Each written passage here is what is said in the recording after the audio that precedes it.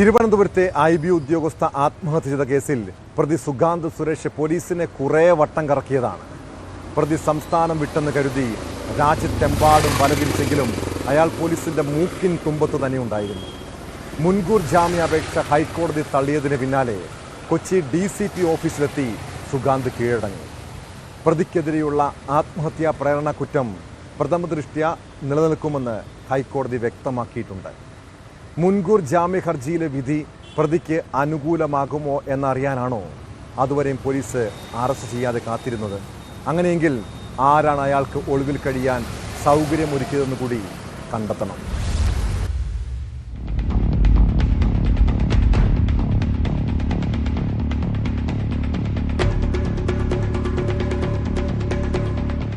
സുഗാന്തിന്റെ മുൻകൂർ ജാമ്യാപേക്ഷ പരിഗണിച്ച കോടതി പ്രതിക്കെതിരെയുള്ള ആത്മഹത്യാ പ്രേരണ കുറ്റം പ്രഥമദൃഷ്ട്യാ നിലനിൽക്കുമെന്ന് വ്യക്തമാക്കി. കേസിൽ പുറത്തുവന്ന തെളിവുകൾ ഒരു മഞ്ഞുമലയുടെ അറ്റം മാത്രമാണെന്നും ഇനിയും നിരവധിയായ തെളിവുകൾ പ്രതിക്കെതിരെ പുറത്തുവരേണ്ടതുണ്ടെന്നും നിരീക്ഷിച്ച കോടതി പ്രതിക്ക് കീഴടങ്ങാമെന്നും വാക്കാൽ പറഞ്ഞു. IB ഉദ്യോഗസ്ഥ ആത്മഹത്യ ചെയ്ത 2 മാസം കഴിഞ്ഞിട്ടും പ്രതിയെ പിടികൂടാൻ കഴിയാത്ത പോലീസിനു മുന്നിൽ ജാമ്യാപേക്ഷ തള്ളി മണിക്കൂറുകൾക്കുള്ളിൽ സുഗാന്ത് സുരേഷ് കീഴടങ്ങി. കൊച്ചി DCP ഓഫീസിലെത്തിയാണ് സുഗാന്ത് കീഴടങ്ങിയത്. അവിടെ നിന്നും സെൻട്രൽ പോലീസ് സ്റ്റേഷനിലേക്ക്. വൈകിട്ടോടെ പ്രതിയെ തിരുവനന്തപുരത്തെ ക്രൈംബ്രാഞ്ച് യൂണിറ്റിന് കൈമാറി.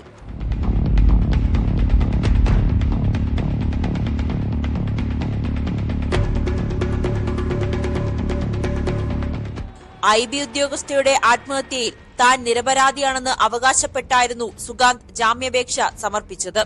യുവതിയുമായി താൻ പ്രണയത്തിലായിരുന്നുവെന്നും വിവാഹം കഴിച്ച് ജീവിക്കാൻ ആഗ്രഹിച്ചുവെങ്കിലും ഇതിനെ എതിർത്ത വീട്ടുകാരുടെ സമ്മർദ്ദം മൂലം ആത്മഹത്യ ചെയ്യുകയായിരുന്നുവെന്നായിരുന്നു വാദം. എന്നാൽ കേസ് അന്വേഷണത്തിൽ തെളിയുന്നത് വ്യത്യസ്തമായ കാര്യങ്ങളാണെന്ന് കോടതി പറഞ്ഞു. ഒന്നിലേറെ ബന്ധങ്ങളുമായാണ് പ്രതി മുന്നോട്ടു പോയത്. മരിച്ച യുവതി തന്റെ ശമ്പളം പോലും പ്രതിക്ക് അയച്ചു കൊടുത്തിരുന്നു. എല്ലാവിധത്തിലും യുവതിക്കുമേൽ പ്രതി ആധിപത്യം സ്ഥാപിച്ചിരുന്നു.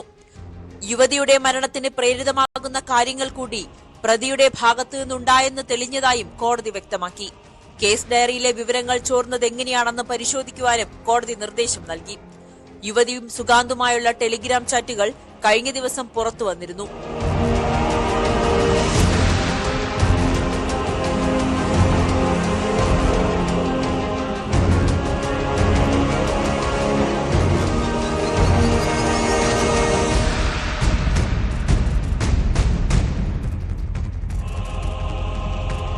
നീ എന്ന് മരിക്കും തുടങ്ങിയ കാര്യങ്ങളായിരുന്നു സുഗാന്തിന്റെ ചാറ്റിലുണ്ടായിരുന്നത്.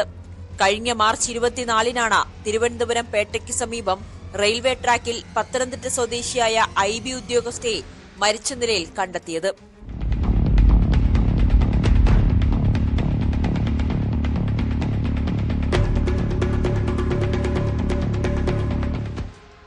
ന്യൂസ് 18 കൊച്ചി.